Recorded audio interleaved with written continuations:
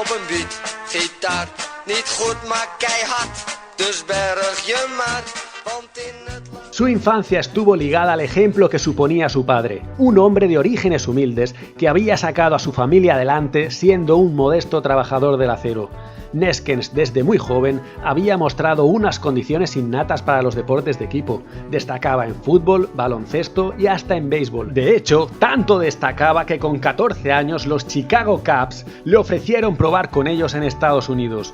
Prueba que finalmente rechazó para centrarse en el fútbol. No salió de la cantera del Ajax. Neeskens se curtió en el equipo de su ciudad, el Racing Club Heemstede, durante 8 años. Allí, con tan solo 17 años, ya era titular en la segunda división holandesa. Rinus Michels lo vio claro y con 19 años lo fichó para ser titular indiscutible en el Ajax. Quizás era la pieza que le faltaba a ese equipo que había perdido contra el Milán la final de la Copa de Europa de la temporada 68-69 en el Bernabéu. Ya en el Ajax, Neeskens empezó jugando de lateral derecho, pero acabaría afianzándose como un centrocampista total. Poco que añadir de ese Ajax que no sepa todo el mundo, uno de los mejores equipos de la historia, 3 Copas de Europa seguidas y un fútbol que todo el mundo recuerda. Su obra culmen, lo que hizo de Neeskens una figura mundial, llegaría en la Copa del Mundo del 74. Para muchos hizo un mundial a la altura del gran Johan Cruyff. Esta pareja ya había coincidido 3 años en el Ajax y Cruyff, que de tonto no tenía nada,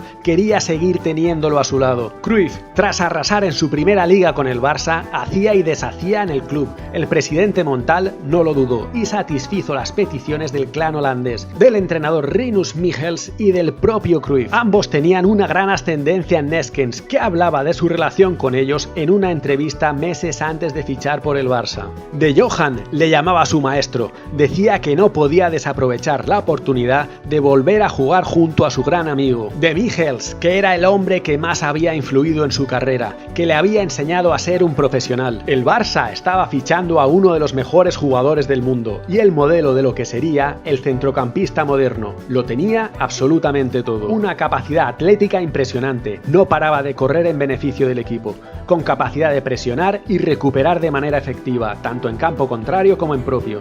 Su calidad técnica era más que suficiente. Su visión de pase es lo que más se desconoce de él. Podía crear juego sin problemas y tenía gol, mucho gol, llegada al área rival continua y peligro en pelota parada, gran juego aéreo y un buen lanzador de penaltis. Él mismo se definía de la siguiente manera: vaya por delante que he jugado menos de portero en todos los lugares del equipo. Lo mío es correr y servir el balón al compañero mejor colocado. Dicen que tengo una gran visión de juego y desplazo el balón con precisión. Si hace falta defender, estoy en la defensa. Si dominamos, juego al ataque. Prueba de ello es que esta temporada llevo conseguidos 14 goles y en la anterior marqué 11. 23 años, patillas pobladas, físico imponente y una mirada que intimidaba. Ese era Johan Neeskens, o Johan Segón, como se le conocería a partir de entonces, el acompañante perfecto de Johan Cruyff, el yin y el yang del fútbol total de Michels. El presidente del Ajax Van Praag, como ya pasara con el de Johan Cruyff, no facilitó para nada el fichaje, pero con la ayuda de Cor Koster, el suegro de Johan Cruyff, Armand Carabén y más millones, se pudo resolver de la mejor manera, y Neeskens, tras disputar el primer partido del Mundial 74 contra Uruguay, ya era jugador del Barça. Tras firmar, le marcó 2 a Bulgaria. En su primera temporada en el Barça, la 74-75, a pesar de un gran partido amistoso contra el Santos de Pelé, al que el Barça arrasó por 4-1, y de un debut en el Camp Nou en Liga con 2 goles, los 2 de penalti, pues a pesar de estos destellos, ya desde los primeros partidos se vio que su encaje en el equipo no iba a ser sencillo. Hay que recordar que el Barça de la temporada anterior había sido una apisonadora, llevándose la liga tras 14 años de sequía, así que las expectativas y las ilusiones estaban muy altas. Había que hacer hueco a Neeskens en un centro del campo que se compenetraba a la perfección, el de Asensi, Juan Carlos y Marcial. En la delantera de la temporada anterior, el equipo contaba con el crack peruano Hugo Cholo Sotil, que en ese primer año se destapó como un jugador de gran técnica y con mucha capacidad de crear ocasiones de gol. Pero por la reglamentación de la época, solo podían jugar 2 extranjeros, y claro, iban a ser los 2 Johans. El delantero nacional que tenía el equipo, Manolo Clares, no era un jugador de florituras, era un rematador y poco más. Así que la imaginación en línea delantera también se resentiría con el cambio. Como estamos viendo, la primera temporada temporada de Neskens fue complicada, como he comentado, por el buen recuerdo que se tenía de Sotil y del equipo arrollador que había sido el Barça en la temporada anterior.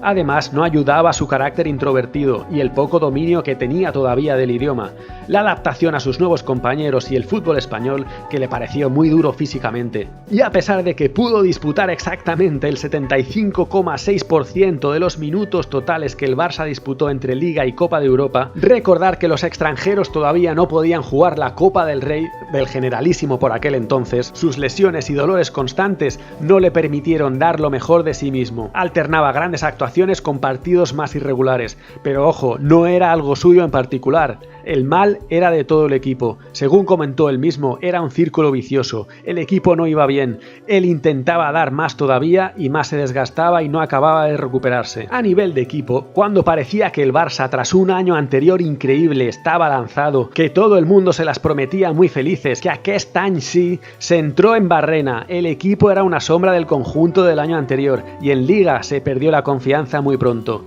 y se centró en la Copa de Europa. Y eso en el Barça ya hemos visto que de momento nunca ha funcionado. El Leeds United en aquella época era un señor equipo. Don Revie había dejado justo esa temporada al equipo para ser el seleccionador inglés, pero se vivían los últimos coletazos de su Dirty Leeds, el mejor Leeds de la historia. Eliminó al Barça por la mínima y cundió la decepción en el Camp Nou. Pero lo cierto es que a pesar de todo esto, Neskens ya había dejado al público del Camp Nou enamorado. El genial periodista JJ Castillo escribía de él para Mundo Deportivo, que no era un genio como Cruyff, ni tenía la astucia de Sotil, pero era un hombre de hierro con el empuje de una locomotora, pero ojo, una locomotora de lujo, con un espíritu práctico y realista devastador. En Neskens hay un trabajador del fútbol con botas de oro. El resumen de esa primera temporada a nivel de equipo es el siguiente: terceros en Liga, a 13 puntos del campeón, el Real Madrid, y como hemos visto, eliminados de la Copa de Europa por el Leeds United. Fue el tercer máximo goleador del equipo en las competiciones de Liga y Copa de Europa, que son las que pudo jugar, empatado con Asensi por detrás de Clares y